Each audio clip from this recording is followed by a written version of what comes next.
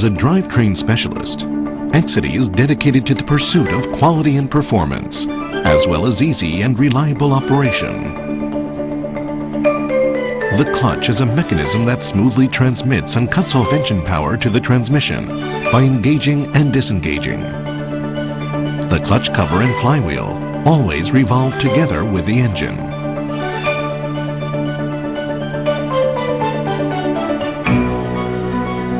When the clutch cover pushes the clutch disc against the flywheel, engine torque is transmitted to the transmission.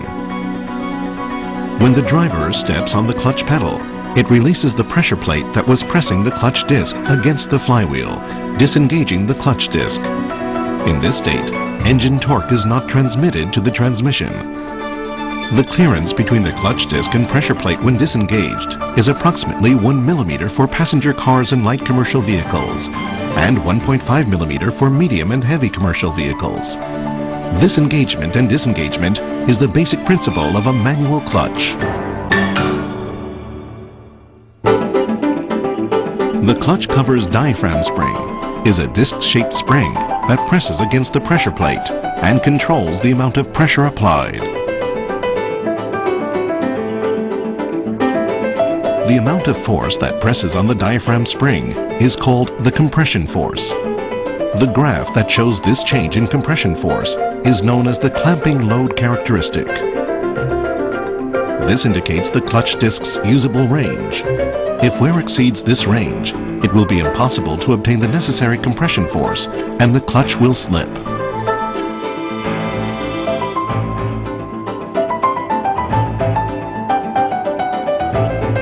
The release load of the diaphragm spring and pressure plate travel when the clutch disc is disengaged is shown by this graph, which is called the release characteristic.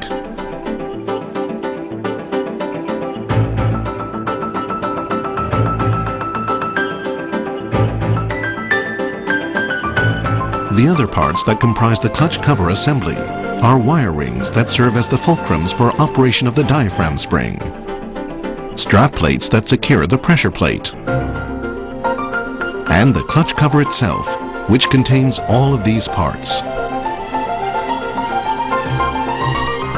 Next, looking at the clutch disc assembly, engine torque is first transmitted from the pressure plate to the facing material. This facing material is supported by the cushioning plate, which makes half-engaged clutch control possible. Engine torque is transmitted to the retaining plate and clutch plate, which hold the entire assembly together while actuating the torsion springs. The primary function of the torsion springs is to absorb fluctuations in engine revolution.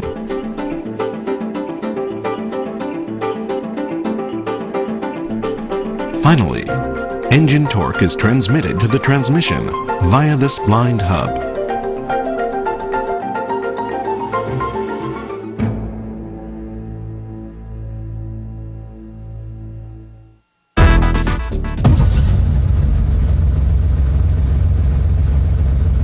Fluctuations in engine revolution while idling are absorbed by this two-piece blind hub, which is coupled with several small dampening springs. It functions to prevent a chattering noise when fluctuations are transmitted to the transmission.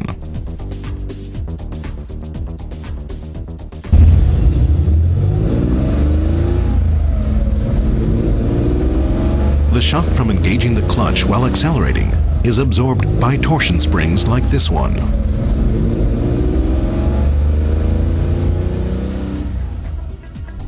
The cone springs, friction washers, and friction plate function to quickly stop the torsion springs from vibrating, reducing both noise and vibration.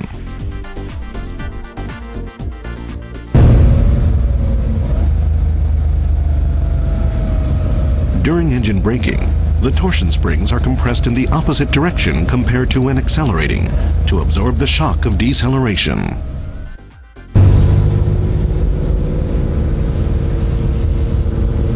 When driving at a constant speed, fluctuations in engine revolution are absorbed by the torsion springs and friction washers. This reduces the amount of chattering noise transmitted to the transmission and the differential gear.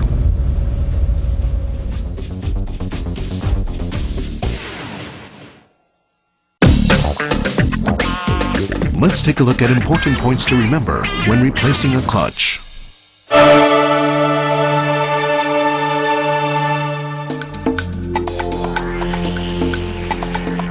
When ordering a replacement clutch, it is necessary to check the vehicle's model, the year the vehicle was made, and the type of engine.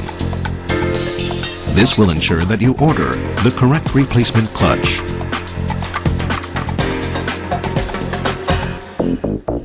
The clutch is a very delicate component. If the clutch disc is even slightly damaged or deformed by mishandling, it will come into uneven contact with the flywheel or the pressure plate, preventing the engine torque from disengaging. The clutch cover must also be handled with care. If it is dropped, the clip could become bent, impairing disengagement performance or causing chattering noise.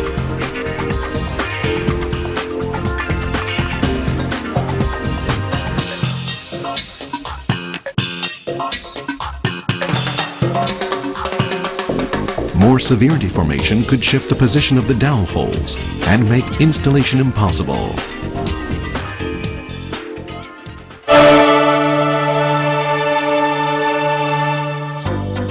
After securing the transmission with the transmission jack, pull the transmission off and lower it so that the crankshaft and top shaft are aligned along the same axis.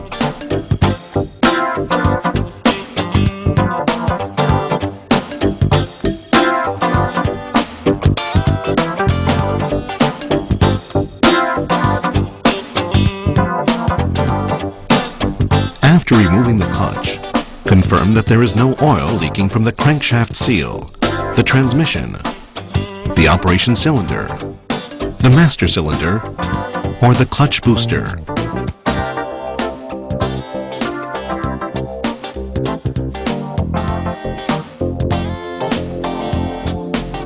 Confirm that there is no wear, patterned wear, or thermal distortion of the flywheel surface where it comes into contact with the clutch disc. If any of these problems are seen, replace the flywheel with a new one or repair it by grinding the appropriate surfaces. The release bearing must always be replaced with a new one. Confirm there is no grease leakage or damage and that the bearing turns smoothly.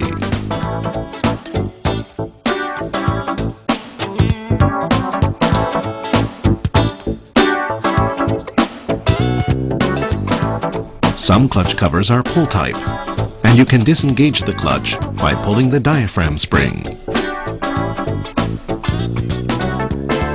Exidy pull type clutch covers employ a snap-in mechanism for extremely easy removal and bearing replacement.